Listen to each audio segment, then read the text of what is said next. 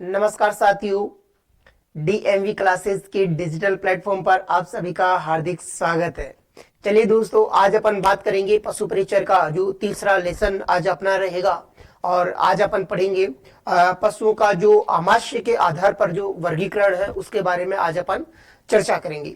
ठीक है, तो आज अपन बात करते हैं दोस्तों कि जो पशु है उनको आमाशय के आधार पर कितने भागों में बांटा गया है। ठीक है, तो जो पशु है उनको आमाशय के आधार पर अगर अपन उनका वर्गीकरण की अगर अपन बात करें तो जो आमाशय के आधार पर जो पशु है उनका वर्गीकरण किया है, यानी कि आमाशय के आधार पर पशुओं को 3 भागों में जो है बांटा गया है, यानी कि उसके आमाशय है उनको 3 भागों में वर्गीकृत है वो किया गया है। ठीक है, यानी कि आमाशय के आधार पर पशुओं को आमाशय के आधार पर कितने भागों में बांटा गया दोस्तों? वो 3 भागों में वर्गीकृत किया गया है। वो कौन कौन से होते हैं? पहला होता है रोमंथी पशु, यानी कि रूमिनेंट जो जुगाली करते हैं, और दूसरा होता है एरोमंथी पशु, यानी कि जो जुगाली नहीं करते हैं, और तीसरे जो होते हैं आभासी रोमंथी पशु जो कि जुगाली तो करते हैं लेकिन उनमें पेट है उसका एक भाग होता है जो अनुपस्थित होता है। तो इसमें अपन जानेंगे कि वो कौन सा भाग है जो अनुपस्थित होता है। ठीक है, चलेगा। सबसे पहले अपन बात करते हैं रोमंथी पशुओं की कि रोमंथी जो पशु होते हैं वो कौन से होते हैं। ठीक है, रोमंथी पशु यानी कि ये जो पशु है वो क्या करते हैं साहब? जुगाली करते हैं। क्या करते हैं साहब? जुगाली करते हैं। ठीक है, और इनके एग्जांपल्स की अपन बात करें तो इनके एग्जांपल्स जो है वो है साहब गाय, भैंस, भेड़ और बकरी, हिरण और जिराफ। जो ये पशु होते हैं ये क्या करते हैं? जुगाली करते हैं। और ये सारे के सारे जो पशु है ज्यादातर क्या होते हैं? शाकाहारी होते हैं। ठीक है, नेक्स्ट जो है इनका जो आमाशय है, यानी कि जो रोमंथी जो पशु है इनके आमाशय को कितने भागों में बांटा गया है? इनके आमाशय को 4 भागों में वर्गीकृत किया गया है। कितने भागों में बांटा गया है दोस्तों? 4 भागों में बांटा गया है। कौन कौन सा है?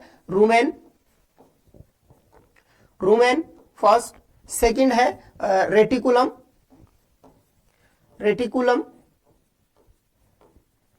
थर्ड ओमेजम, थर्ड है ओमेजम, और फोर्थ जो होता है वो होता है एबोमेजम। कौन सा? एबोमेजम। ठीक है, इस प्रकार से करके जो अपने जो रोमंथी जो पशु होते हैं इनके आमाशय को 4 भागों में बांटा गया है। रूमेन, रेटिकुलम, ओमेजम और एबोमेजम। ठीक है, तो अपन इनमें से सभी में से एक एक करके अपन चारों के बारे में अपन बात करते हैं कि जो चारों हैं इनमें जो अपना जो पशु है उसको किस तरीके से 4 भागों में इसके जो पेट है उसको बांट करके अपन अध्ययन करते हैं। ठीक है, पहले की अगर अपन बात करें रूमेन की, तो रूमेन है ये आमाशय का क्या होता है साहब? सबसे बड़ा भाग होता है, यानी कि जो आमाशय है उसका सबसे बड़ा भाग लगभग कितना? लगभग 80% जो भाग है वो क्या करता है? 80% भाग को कवर करता है। और ये क्या करता है? ये भोजन का जो होता है भंडारण करने का काम करता है। क्या करता है? भोजन का भंडारण करता है। यानी कि लगभग जो पेट का होता है लगभग 80% हिस्सा जो होता है वो रूमेन का होता है, और ये पेट में बाई तरफ पाया जाता है। कहां पाया जाता है? बाई तरफ पाया जाता है, और भोजन का भंडारण करने का कार्य करता है। इसकी जो भंडारण क्षमता इसकी होती है। नेक्स्ट, इसका जो पीएच मान की अगर अपन बात करें तो इसका जो पीएच मान होता है वो कितना होता है? वो होता है साहब 5.8 से लेकर के 6.8 तक होता है। यानी कि इसके जो पीएच मान है, यानी कि पीएच मान के अनुसार इसकी प्रकृति क्या हो जाएगी? अम्लीय। कैसा हो जाएगा? अम्लीय। यानी कि रूमेन है उसकी जो प्रकृति है वो अम्लीय है पीएच मान के आधार पर। ठीक है, क्योंकि पीएच मान है यानी कि 7 से कम होगा तो अम्लीय होगा, और 7 से अधिक होगा तो क्षारीय होगा, 7 पर रहेगा तो उदासीन रहेगा। तो यहाँ पर क्या है? यहाँ पर है 5.8 से लेकर के 6.8 तक, यानी कि जो पीएच मान के आधार पर है वो रूमेन है उसकी प्रकृति कैसी है? अम्लीय है। ठीक है, नेक्स्ट अपन बात करते हैं रेटिकुलम की। रेटिकुलम की अगर अपन बात करें तो जो रेटिकुलम होता है वो क्या होता है? रेटिकुलम है, रेटिकुलम की आकृति है वो मधुमक्खी का जो छत्ता होता है उसके समान होती है। किसके समान होती है? मधुमक्खी के छत्ते के समान होती है। इसकी वजह से ही अपन इसे क्या कहते हैं? हनी कॉम्ब भी कहते हैं। क्या कहते हैं साहब, हनी कॉम्ब भी कहते हैं। यानी कि जो रेटिकुलम जो होता है, रेटिकुलम की जो आकृति होती है वो मधुमक्खी के छत्ते के समान होती है, जिसकी वजह से अपन इसको रेटिकुलम भी कहते हैं। ठीक है, नेक्स्ट अपन बात करते हैं जो रेटिकुलम है, ये आमाशय का सबसे छोटा भाग होता है लगभग। तो आमाशय का 5% भाग है वो किसके अंतर्गत आता है, वो आता है रेटिकुलम में। यानी कि रेटिकुलम है वो कुल आमाशय का 5% भाग होता है।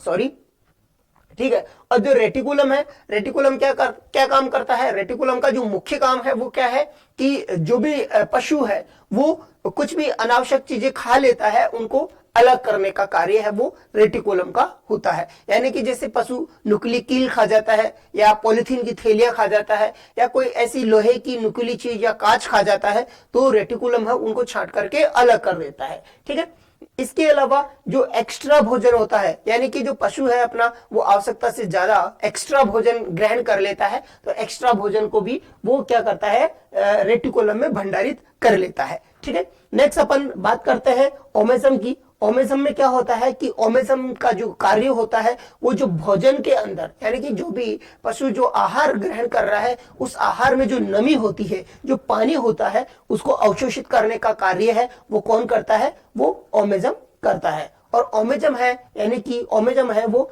कुल आमाशय का कितना प्रतिशत होता है, कुल आमाशय का लगभग 7% भाग है वो ओमेजम का होता है। ओमेजम यानी कि कुल आमाशय का 7% जो भाग होता है वो कवर करता है। ठीक है, और क्या काम करता है, भोजन से जो एक्स्ट्रा जल जो होता है, अतिरिक्त जो पानी होता है भोजन में, उसको अवशोषित करने का कार्य करता है। नेक्स्ट बात करते हैं अपन एबोमेजम की। यानी कि जो एबोमेजम है, यानी कि एबोमेजम को अपन क्या कहते हैं, चतुर्थ आमाशय भी अपन कहते हैं, या फिर इसको सत्य या वास्तविक आमाशय भी इसे कहा जाता है। क्या कहा जाता है एबोमेजम को, एबोमेजम को अपन चतुर्थ आमाशय कहते हैं। इसके अलावा इसको अपन क्या कहते हैं, वास्तविक या सत्य आमाशय भी इसे कहा जाता है। ठीक है, यानी कि सत्य आमाशय भी इसे अपन कहते हैं, या वास्तविक आमाशय भी इसे अपन कहते हैं। और कुल आमाशय का जो लगभग 7 से 8% भाग है वो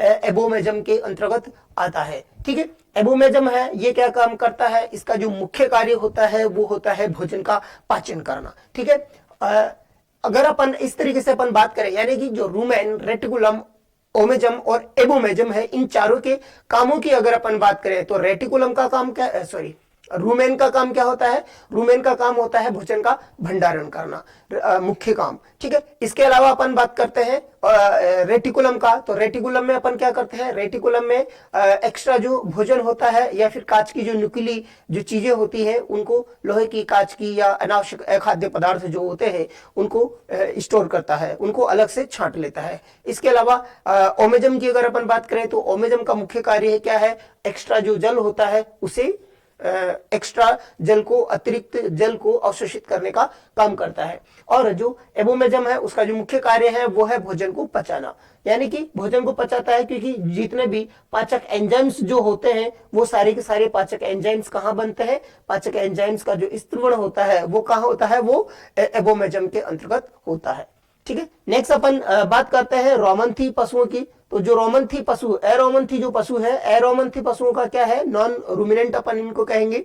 और ये जो पशु है वो क्या करते हैं साहब, जुगाली नहीं करते हैं। क्या होता है इनमें, जुगाली नहीं करते हैं। और ये कौन कौन से हैं, घोड़ा, कुत्ता, बिल्ली, सुअर, खरगोश, हाथी, बंदर, ऐसे जो पशु होते हैं, कौन कौन से, कुत्ता, बिल्ली, हाथी, इसके अलावा जो अपना बंदर है, खरगोश है, ये क्या करते हैं, ये जो है जुगाली नहीं करते हैं। ठीक है, नेक्स्ट अपन बात करते हैं, ये जुगाली नहीं करते हैं और इनके आमाशय का कोई भी विभाजन नहीं पाया जाता है। यानी कि जो घोड़ा होता है, घोड़ा है, अपना खरगोश है, हाथी है, ठीक है, इनके अंदर जो आमाशय होता है उसका विभाजन नहीं पाया जाता है, किसी भी पार्ट में वो नहीं बांटा जाता है। और आमाशय है उनमें केवल एक ही भाग होता है। ठीक है, नेक्स्ट अपन बात करते हैं आभासी रोमन्थी पशुओं की। आभासी रोमन्थी जो पशु है, स्यूडोरुमिनेंट, ये क्या करते हैं, ये जुगाली तो करते हैं। क्या करते हैं साहब, जुगाली तो करते हैं,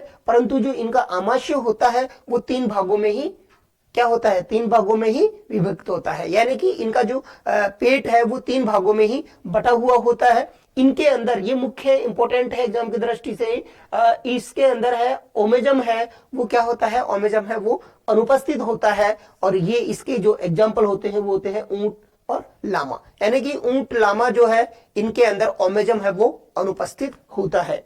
इनके अंदर 3 पार्ट पाए जाते हैं, रूमेन, रेटिकुलम और एबोमेजम।